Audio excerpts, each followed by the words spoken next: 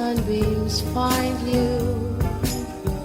Sweet dreams that leave all worries behind you. But in your dreams, whatever they be, dream a little dream of me. Good morning. You are listening to KSQD Santa Cruz, KSQD 90.7 FM, streaming live at ksqd.org. I am Katherine Bell, and this is The Dream Journal, a weekly show where we explore the healing powers of your nighttime dreams through conversations with dream experts and with you.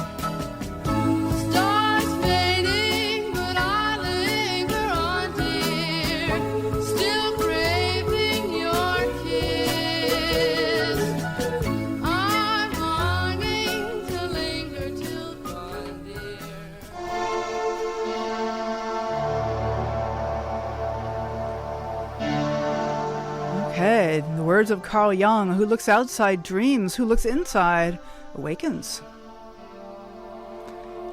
Today's music brought to you by the fabulous Rick Kleffel. Edda Maelstrom. Edda Maelstrom. You can find this beautiful music at narrativespecies.com, where you can listen and download for your listening pleasure. Today, we learn about the 6 points of dream entry with the dream analyst herself, Layne Dalfen. She will tell dream stories and give examples from her books. Have a Great Dream, Parts 1 and 2. This is Katherine Bell of Experiential Dreamwork, and welcome to the Dream Journal. The Dream Journal is also a podcast, so you can look for that on all of your regular podcast platforms and also on the KSQD website. In case you'd like to do a little binge listening to get your dream on, tune to ksqd.org/the-dream-journal. So look for the Dream Journal, review it, subscribe, and tell a friend. This gives you a chance to talk about your dreams and what else you want to be talking about anyway. Okay. So we'll be taking call-ins during the last 15 to 20 minutes of the show, but you can send us an email anytime at onair@ksqd.org. Rick Kleffel will be checking the emails throughout the show. Okay, we're turning now to our guest today, Layne Dalfen. Hello, Layne. Hi, Katherine. How are you? I'm doing great. Thanks. Thanks so much for coming on the show. Thanks for inviting me. Absolutely. Layne Dalfen, author of Have a Great Dream Book 1, The Overview, and Have a Great Dream Book 2, A Deeper Discussion, has lectured at Concordia University in Montreal since 2005. She has a certificate in Gestalt counseling and was a board member of the International Association for the Study of Dreams. Besides numerous TV, radio, podcast, and speaking appearances, Layne writes monthly columns at Oprah Daily, Psychology Today, and Hampton Sheet. Her goal is to introduce the general public to the value of understanding the language of our sophisticated unconscious mind. Her webpage is thedreamanalyst.com. Well, Layne, you and I have that in common, to introduce the general public to the value of dreams. Yes, that's what I'm all about. That's great. Well, I think we as I said, we do have that in common. And I know that you're going to be giving a presentation at the upcoming IASD conference in person in Tucson in July. So this is the first time in 3 years that we've had an in-person conference, and so I'm excited about that. But let's get to that a little bit later. Yes, it'll be so good to see everybody in person. But let's start with a little bit about your background. Maybe tell us a few dream stories, Layne. How did you first get started with dreaming? Well, it was much more a case of the dreams coming to me than me going to them. Yes. And I have a natural beginning with dream analysis because my father was the one of the couple that used to come into the room when any of us had a nightmare when I was growing up. Mm-hmm. And he was not the kind of parent who would say, oh, it's just a dream, go back to sleep. Uh-huh. He was actually quite the opposite. And he would want to know every detail about the dream. He was just ready. And so I learned at a very young age to have an appreciation for dreams. And it's funny because he didn't study Carl Jung, but often when I had a nightmare, my father would say, okay, we're going to go, when it was time to go back to sleep again after talking about whatever the dream was, he would say, now, as you're falling asleep, you want to say to yourself, I'm going to have a nightmare. There's another nightmare coming. Bring it on. Oh, wow. And so he was doing active imagination without even realizing it. Oh, interesting. And of course, I never had, whenever he would say that, once I went back to sleep, of course, I never had another nightmare that night. And so when I'm about to turn 70, actually, this week. And happy birthday. so, thank you. And so 50 years ago, I had my first of 4 daughters, Tina. And she was born with Down syndrome. I was 20. It was just a week after my 21st birthday. Wow. And back then, I had never even heard of Down syndrome. I didn't even know what it was. And my parents would not advise me because they wanted us to know, if you decide to give her up, we support you, and if you decide to take her home, we support you. And so I went to a doctor, a GP, who was my GP since before I was born in the family, and I trusted him like a second father. And he advised me in no uncertain terms to give Tina up, not know where she is. He would help with the placement. Hurry up. Don't think about it anymore. Go home and get pregnant again. Oh, my goodness. And I followed his advice until about a month or 2 later, I started having, first of all, I became pretty depressed, and that makes sense. Totally. And I was very fortunate to obtain the care of a brilliant Freudian psychoanalyst, a New Yorker, who had just moved to Montreal. And he was incredible with dream analysis. So because I wasn't so well able to articulate my feelings in my early 20s, I used to arrive to the sessions with the shrink, always with a dream. And that was the first place I learned at 20 that we are problem solving in our dreams. And without going deep, at the very first level, the dream is triggered by a very specific current situation. And so I'll just move along quickly to say that I started having a series of what I call my freight elevator dreams.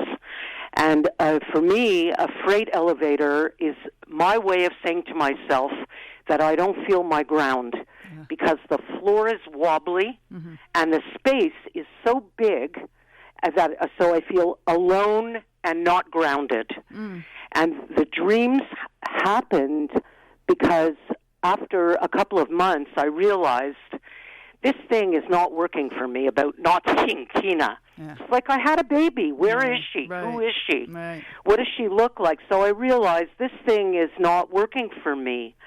And using the sophisticated unconscious that we all are graced with, I looked for a solution because he taught me about this, taking the dream outside to waking life and solving the puzzle outside the dream. And I do this all the time with my students at Concordia, asking, what is the solution to the freight elevator dream?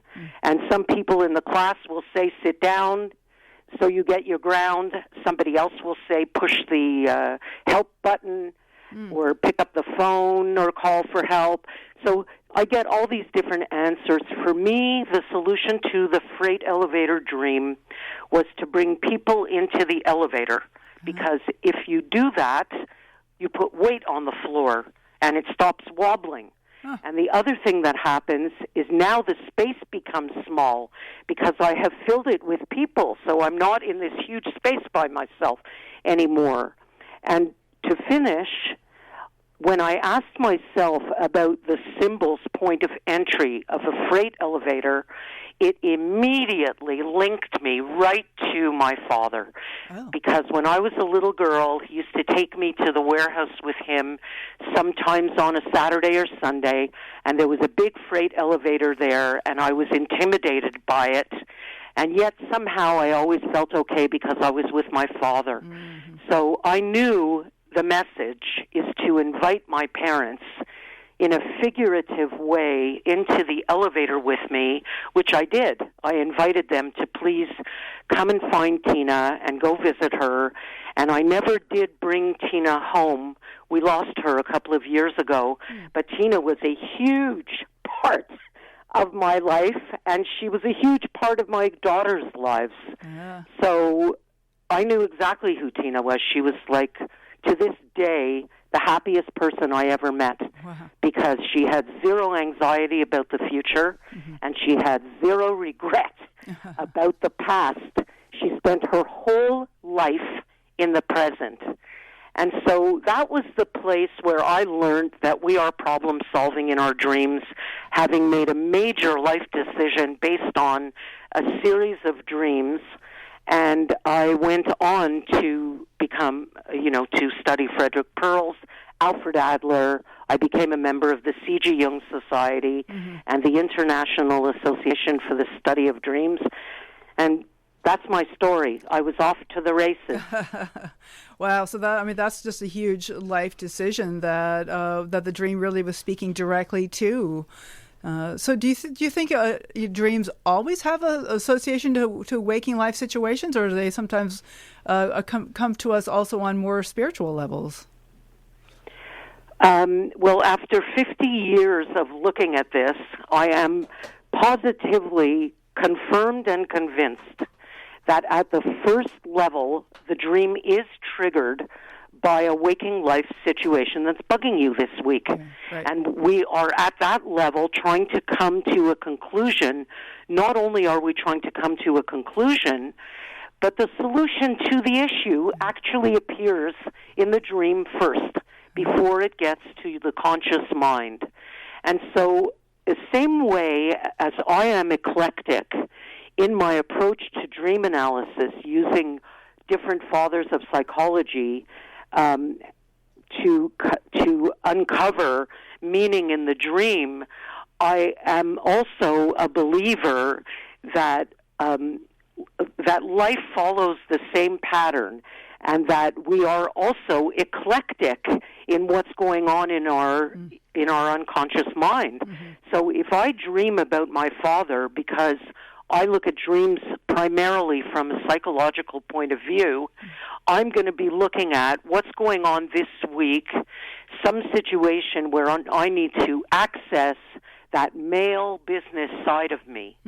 Because if I'm leaving on a trip to go speak about dreams, I don't want to be connected to my female motherly side.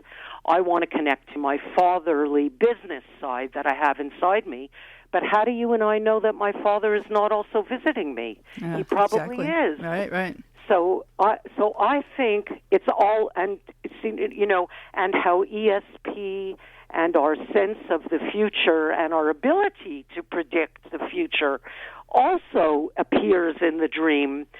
But for my niche, I am looking at dreams from a problem-solving perspective, and my job is to help dreamers uncover what's the situation that triggered this dream and where is the solution inside the dream. So that's where I focus my expertise. Perfect. Well, we're going to have a chance in about 15 minutes for Layne Dalfen to take a look at one of my dreams. You may have noticed I did not do my dream intro at the top, and we've agreed that we're going to have a little dream session here, but we still have some more conversation. We're going to take a short break, and then we're going to come back and talk to Layne Dalfen about her 6 points of entry method of uncovering waking life situations that triggered the dream. So you are listening to K-Squid 90.7 FM, streaming live at ksqd.org. This is the Dream Journal. My name is Katherine Bell. Once you tell somebody the way that you feel, you can feel it beginning to ease. I think it's true what they say about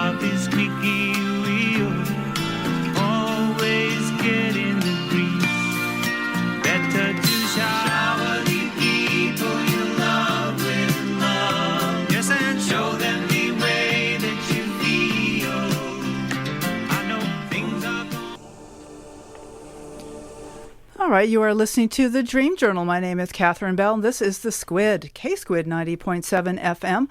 And our guest today is the dream analyst herself, Layne Dalfen, and you can contact her at her webpage, thedreamanalyst.com. So, Layne, let's talk a little bit about your 6 points of entry method. What are the 6 ways to unlock the meaning of dreams? I feel like putting the first 3 together. Sure. Because I have a dream that covers all 3 points of entry. Mm-hmm. And that is the feelings, the plot, and play on words and puns, and how we use play on words as often in our sleep as we do in our waking life. And it's even a one-picture dream that captures all of this miraculous information in a one-picture dream. So this woman dreams that she's got a brand new puppy, and she is so excited about how cute and that she's just got this brand new puppy, and she wants to look at him eye to eye.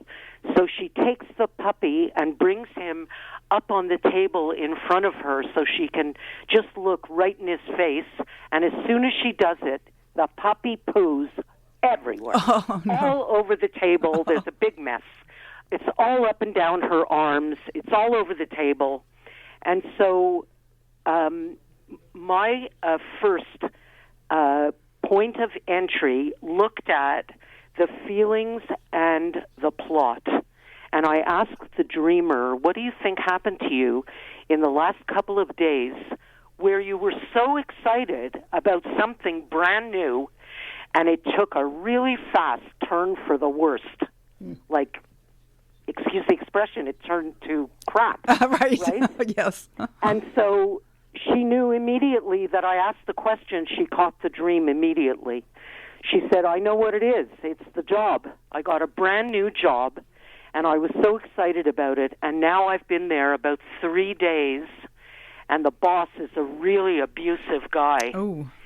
And so he's like crapping all over me. Right. And everybody. So now we can see how she used puns and play on words. And now we found the puppy. And so I have a series of not only points of entry for uncovering why you had that dream last night, but I also look at solution points of entry and ways that you can find a solution in the dream. My personal favorite actually is the one I just used on my freight elevator dream, to take the dream out to waking life. And that's what I asked her. If you really had a new puppy and you really put him on the table and he really pooed all over the place, what would be the solution? What would you do? And she said, well, the first thing I would do is take it off the table. Well, yeah. And then I would clean it up, and I'd clean myself up, and that's what I would do. And so wanting to, which is so crucially important with dreams, is that you want to be careful to catch the dreamer's language, not mine, because I don't want my projections. I want the dreamer's language. And so I asked her, in your language, what does it mean when you say take it off the table? What is that? And she said, if I take something off the table, it's not negotiable. It's off the table. Right. I am done. Off the table. Wordplay, huh? Yes, and once she understood her language, she left my office and quit the job.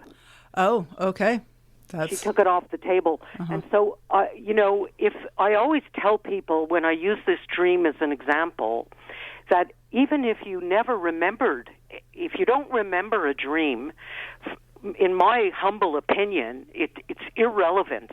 She would have quit the job anyway. But maybe it would have taken her 2 or 3 weeks to get the message that her unconscious was sending with the puppy dream.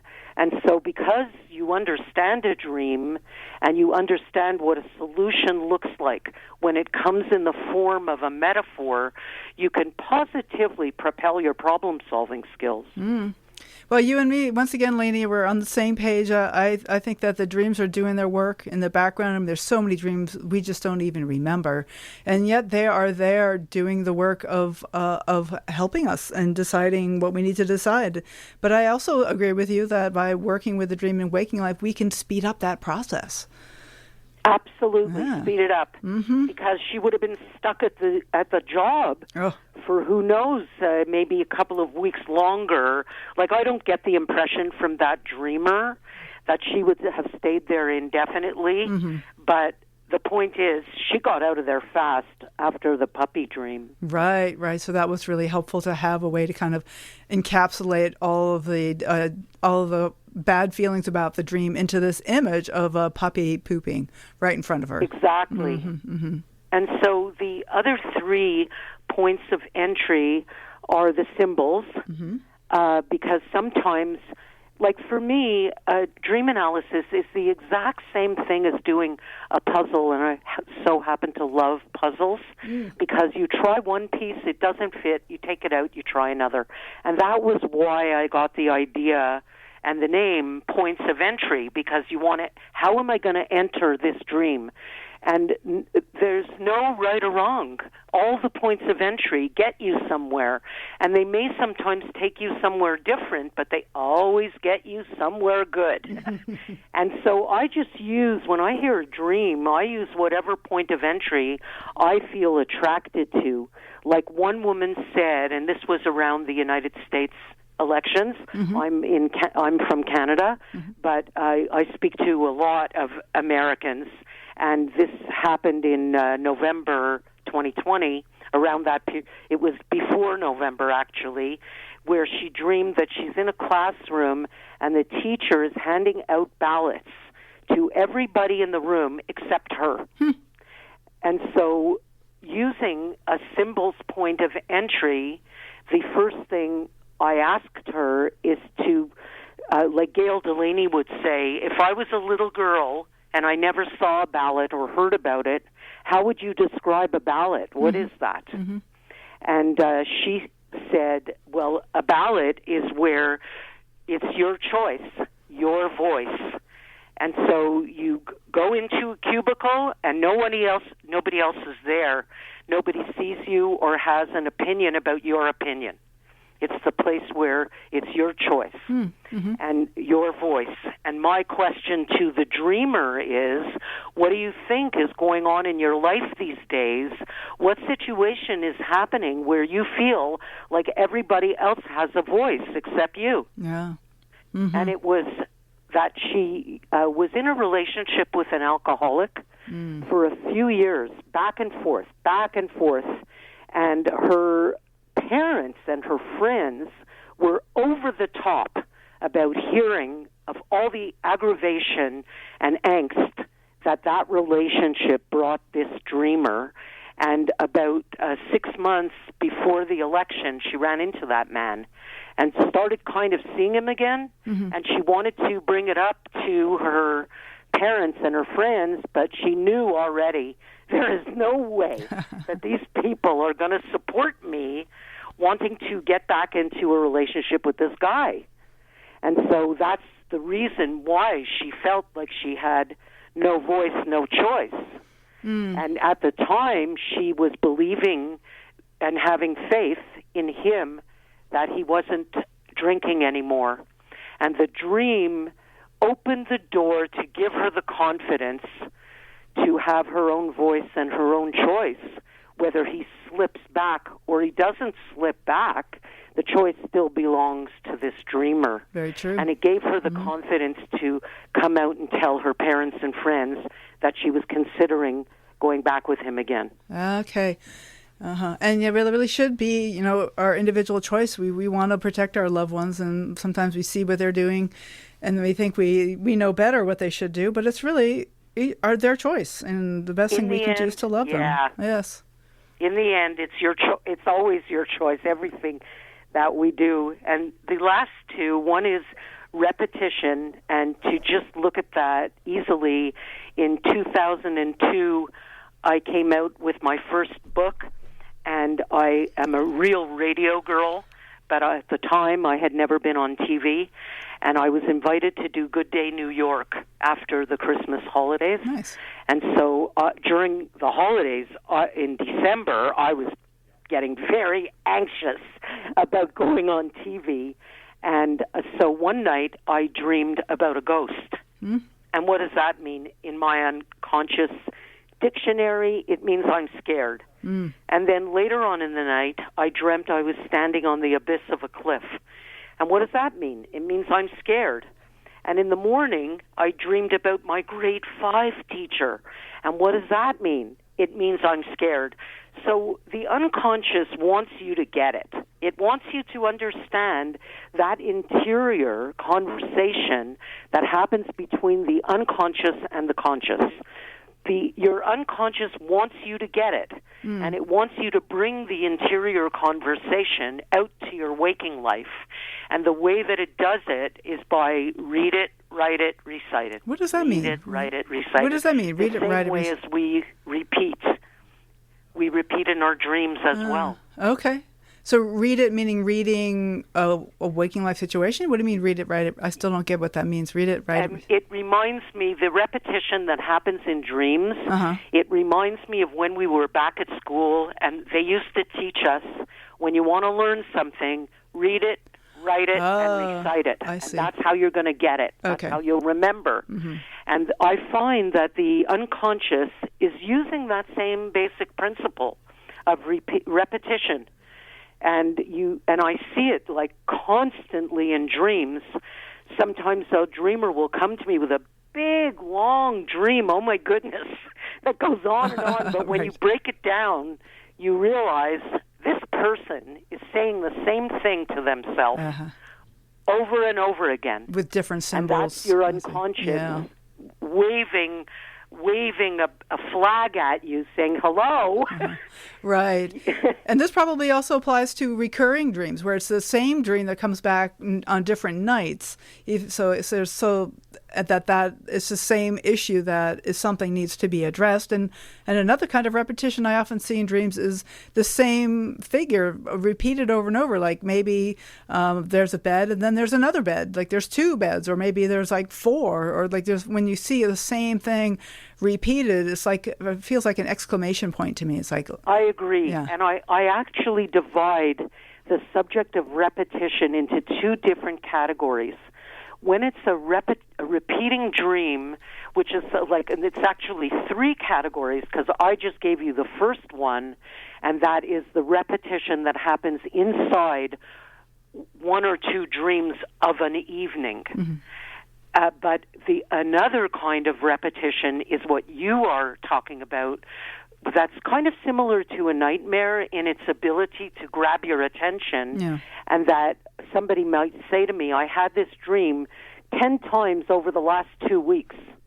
And that's going to be some situation that the dreamer is avoiding in their waking life, and the dream is, your unconscious is screaming at you because it wants your attention, same as a nightmare. Right. And the third kind of repetition happens over a period of years, where I'll get people ask me, I've had this dream, since I'm a kid, and it still continues to repeat every now and then, even today. And that, to me, is the exact same thing as a favorite expression. So my favorite expression is, oh, darn it. Oh. And I could have said, oh, darn it, when I was 15 years old because I missed the bus. Right. And I could have said, oh, darn it, when I was 35 because I walked by my desk and papers fell on the floor. And I could have said, oh, darn it, about an hour ago when the mic wasn't working. Right. So I'm saying, oh, darn it, oh, darn it, oh, darn it, but it's over a period of, 45 years, and the subjects are completely disconnected, but my response is the same. Makes me think about a dream pun of fixing socks. Darn it. So Layne, and I believe that too. That you caught that original favorite expression in the form of a picture or a scene, and whatever it was that happened that day, that time, when you were 10 years old or 15 or whenever the recurring dream started, the point is, whatever situation was going on that week created this new picture that then became a favorite expression for other times in your life that make you feel the way you did back then when you established that as a favorite expression. I love that. I'm going to start thinking about my favorite expressions. I just want to say that this is KSQD Santa Cruz 90.7 FM. You're listening to the Dream Journal, and my guest today is Layne Dalfen, and the 6 points of entry. And so far we have talked about 5 of the 6 points. Feelings. We're down to the last one. So let me just recap. Feelings, plot, wordplay, symbols, and repetition. What is the 6th point of entry? And then we're going to go into a dream of mind to talk about. Oh, good. The last one is the action. How is the dreamer moving or not moving, or doing or not doing in the dream? And so my most recent favorite, and they're 2 one-picture dreams. One is a woman who was waiting for the results of a test that they did for her husband and his cancer. And she made a decision, a conscious decision, that she is not going to freak herself out unnecessarily, prematurely, before they even have the results.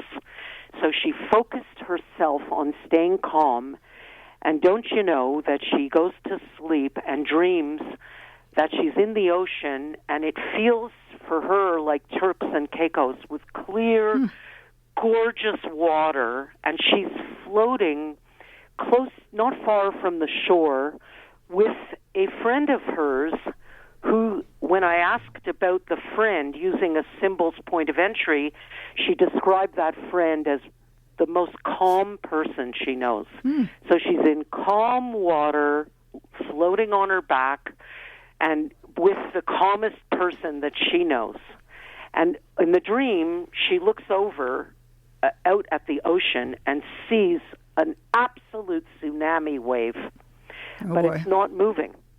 It's like just a little bit away from them, but it doesn't seem to be disturbing anywhere near where she's floating. And that was a perfect picture of what she was doing with her anxiety about getting the results of his test.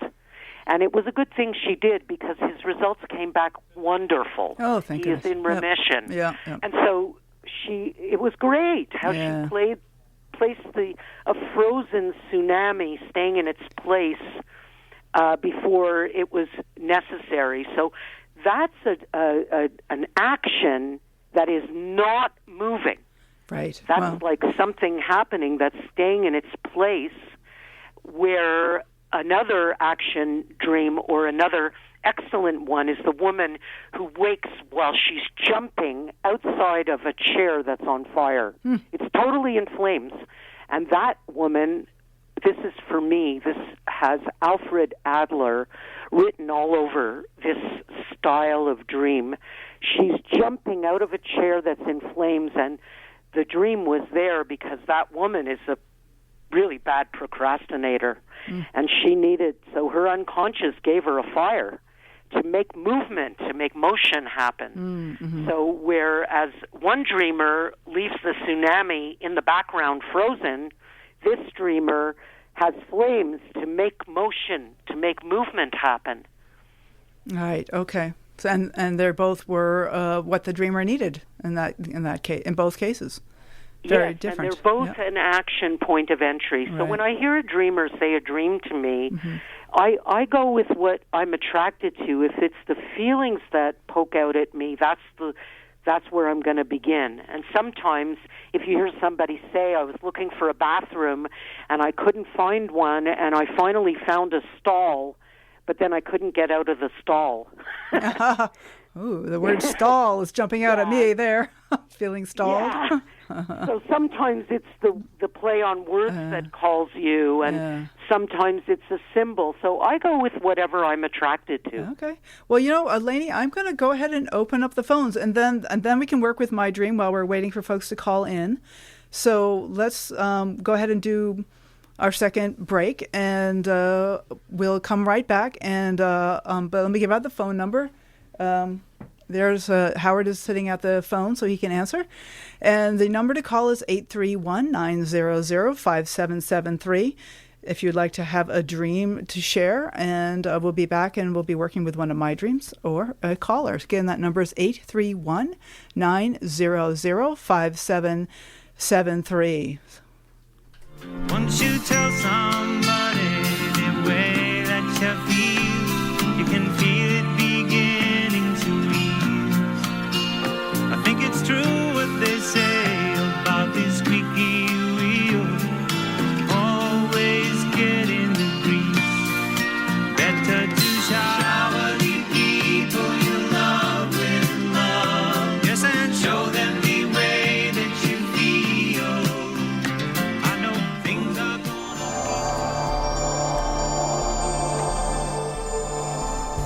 Okay, this is the Dream Journal. My name is Katherine Bell, and you're listening to The Squid, K-Squid 90.7 FM. Our guest today is Layne Dalfen, and the phones are now open. If anybody would like to give us a call, it's 831-900-5773. And I guess Layne Dalfen, her contact info is the dreamanalyst.com. And thanks so much for being on the show once again. Thank you, Catherine. Yeah. So I volunteered to share a dream today. I thought I would just put myself in the hot seat and see how that you explore dreams. We have a little bit of clues about it. And I have to say that the dream that I was planning to bring today is actually a poop dream. So it seems like we have a theme going. Yeah. So why not? That's okay. That's great. So I'll just go ahead and say what this is. It's not super common for me. I know some people have them kind of habitually, but earlier this week I had a very, very vivid dream in which I am sitting on the toilet, and my best friend is sitting right next to me. Actually, she has her own toilet. There's a side-by-side situation, and she is telling me how to do a kind of a laxative thing, and that with first with some kind of powder and then some kind of pickle juice, and I say so. And then I say, well, I already did have a bowel movement, so I don't think anything's going to happen. And she's like, oh, well, just wait. And sure enough, I get this really long tube of really dark poop that comes out. And I get this sense that it came from way high up in my intestines, like I've been holding on to it for a long time. So that is the dream. And I just want to acknowledge that we have Paula has called in, and we'll get to your dream in just a moment. Paula, thank you.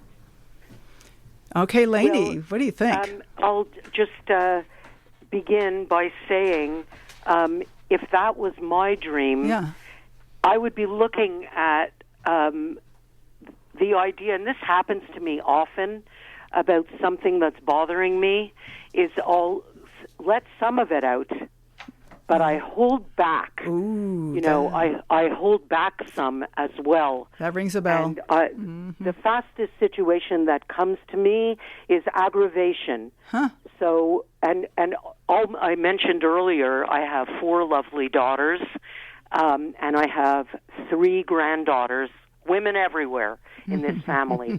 And so there's some people, some of them, if I'm angry with somebody, where I'm going to be able to really say everything I want to say.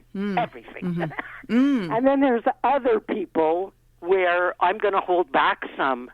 And that would be a situation where I might find myself on the toilet. And I like that you have this friend who sits right next to you. May I ask what comes to your mind about that friend? What kind of personality is she? There's somebody,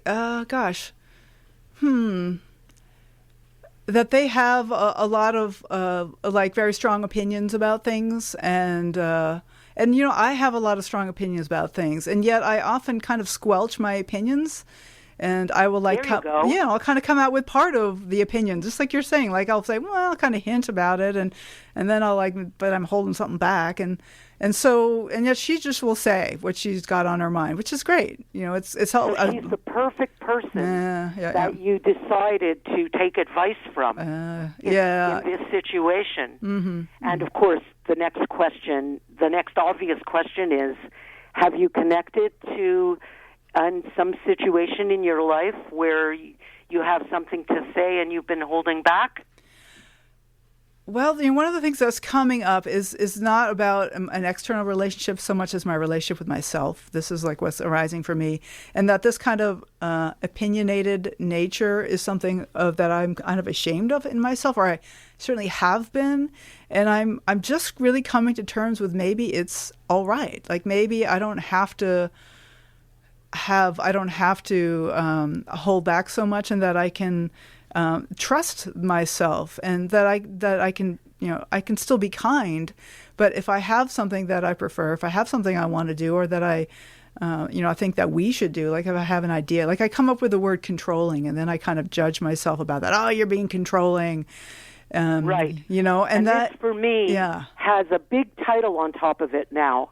It's called it's what I call a rehearsal dream. Ooh. Because our dreams provide for us a safe place to practice. Right. And so you put yourself in a situation in the dream where normally we would be ashamed of or hiding. You created a scenario, a bathroom scenario, mm-hmm. where we're not going to go to the bathroom and poo in front of other people normally. Right. And yet, you do that in the dream. You put somebody right beside you, like right out in the open. And I call that, take that feeling and run with it. That's what I call that. To come out with everything that you need to come out with, not feeling, with no shame. No shame. Okay. And so you rehearse it in the dream, in the safety and privacy of the dream, mm-hmm. and the goal is to take that behavior and attitude outside to your waking life and not judge yourself so harshly. Oh, Layne, thank you. This is really touching me. I appreciate that. This does feel, it really resonates. So, Layne, I'm so glad to hear that. That's so wonderful. I want to invite Paula into the conversation. Thank you so much for calling in, Paula. Hello. Hi. I always love your show. Oh, great. I used to kind of pay more attention to dreams, and lately it's been sort of hit or miss. And I wondered, is there any use in like old dreams? I have notebooks full of dreams. Some of them somewhat analyzed, some not. Or does it really, your subconscious only need to talk to you really about what's going on now?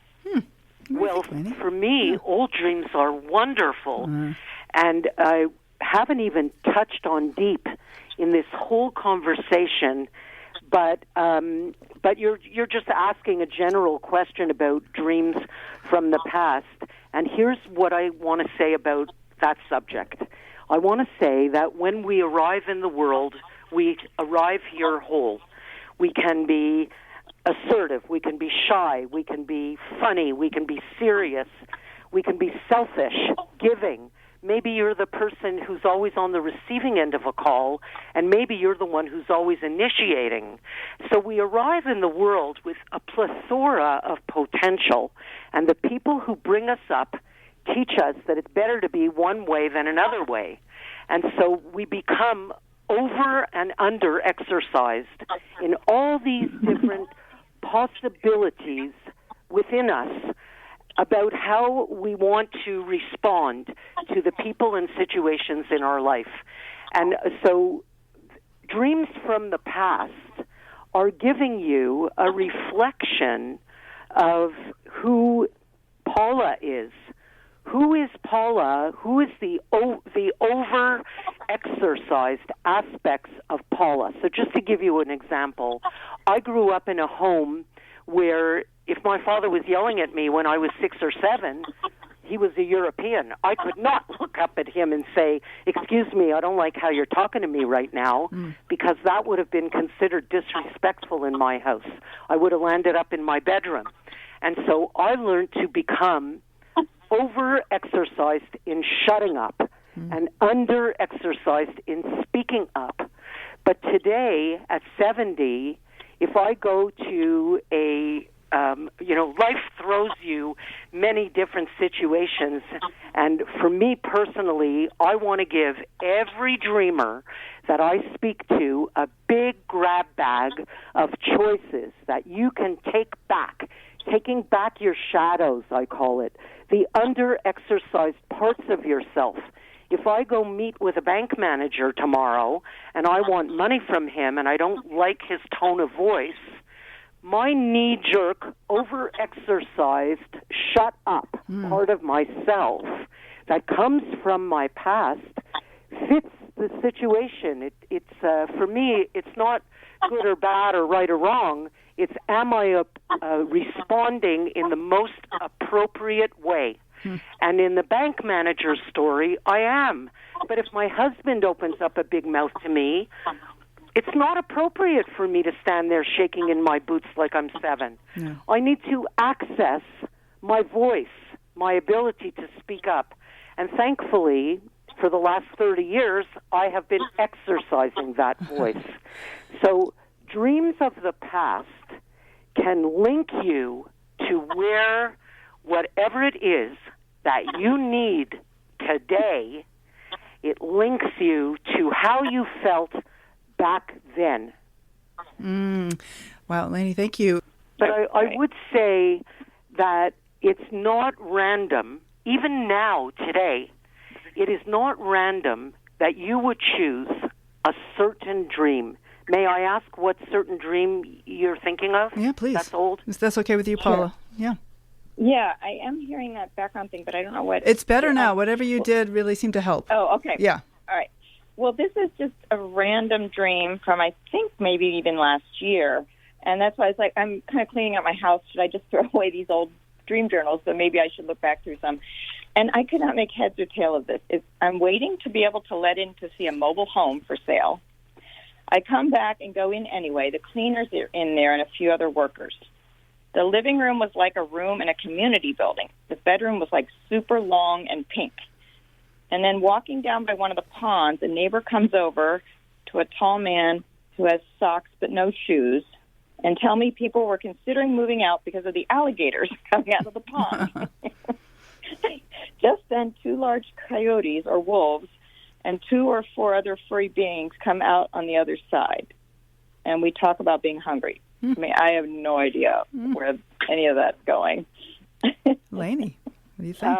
Okay, and well, I'm concerned about the time and having enough time to work the dream properly. Well, we have about 5 minutes. You can do quite a bit in 5 if you just touch into.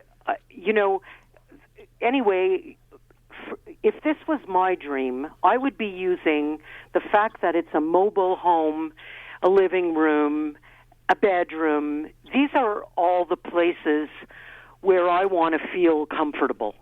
Like home is me. Home is where I am. I mean, the inside of me, my attitude about myself.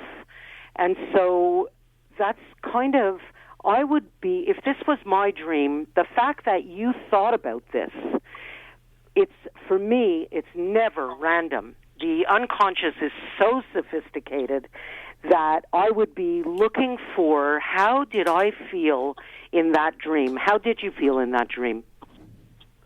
Felt confused and yuck, like this big pink room. And I'm sorry, I couldn't hear you.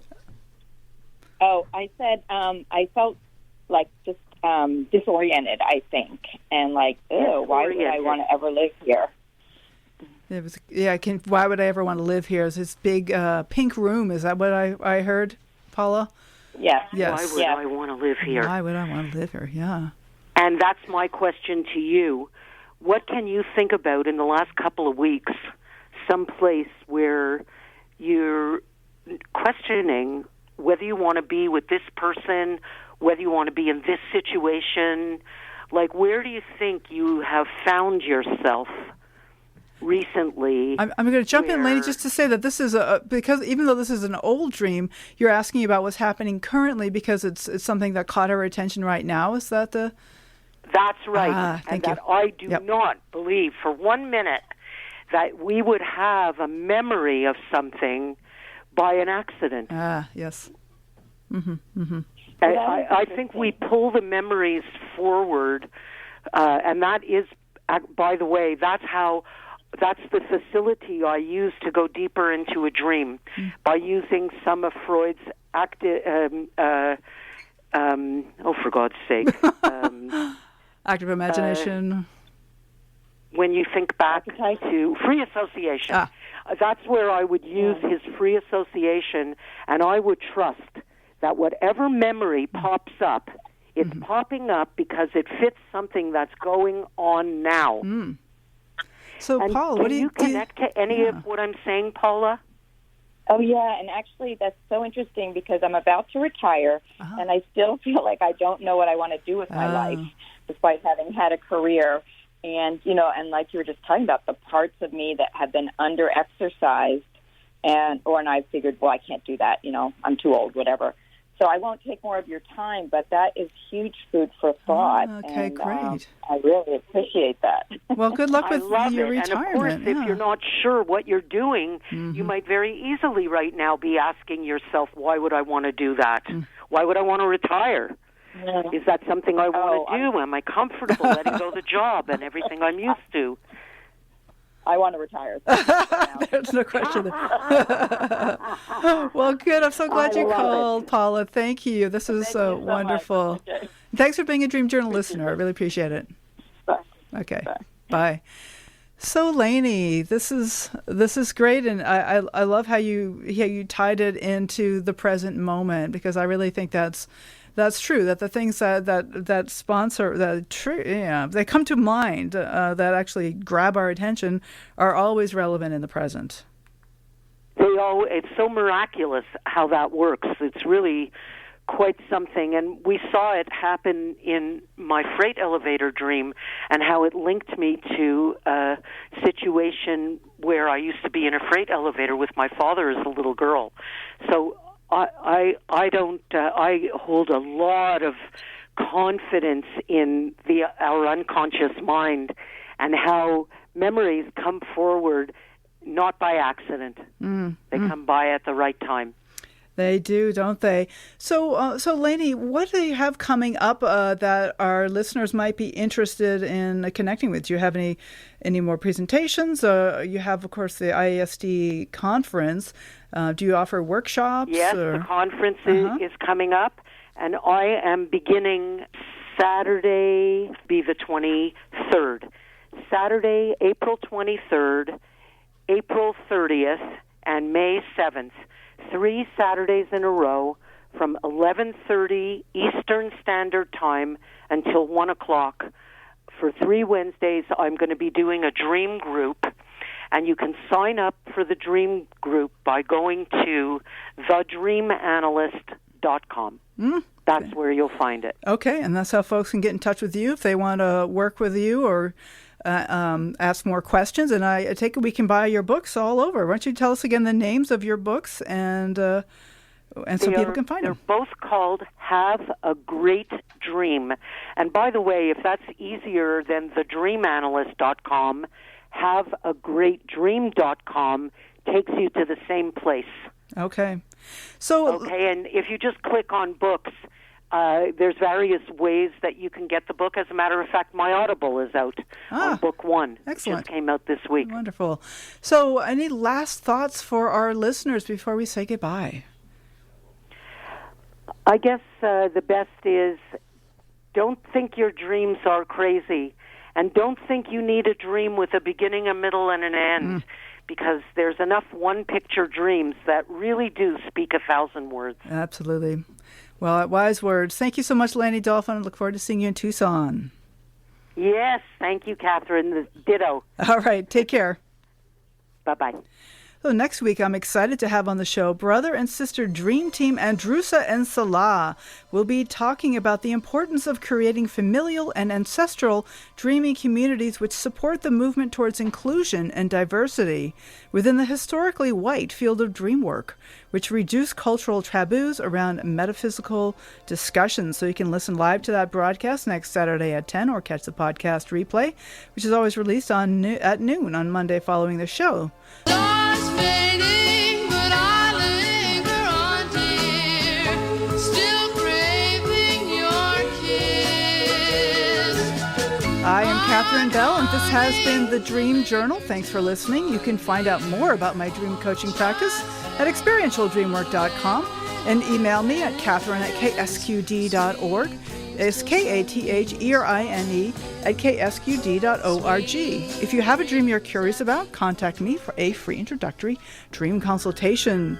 Thank you to folks leaving us reviews on Apple Podcasts and all the other podcasts. Go ahead and click your own. I'd like to thank Rick Kleffel, Tony Russimano, Eva Milady, Howard Feldstein, and all the donors from KSQD.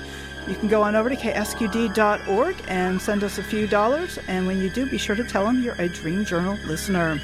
When you wake up tomorrow morning, take a minute to look within. Do you remember a dream? Write it down and bring it to the next Dream Journal. I am Katherine Bell, and you are listening to KSQD Santa Cruz. Climbed aboard the dream.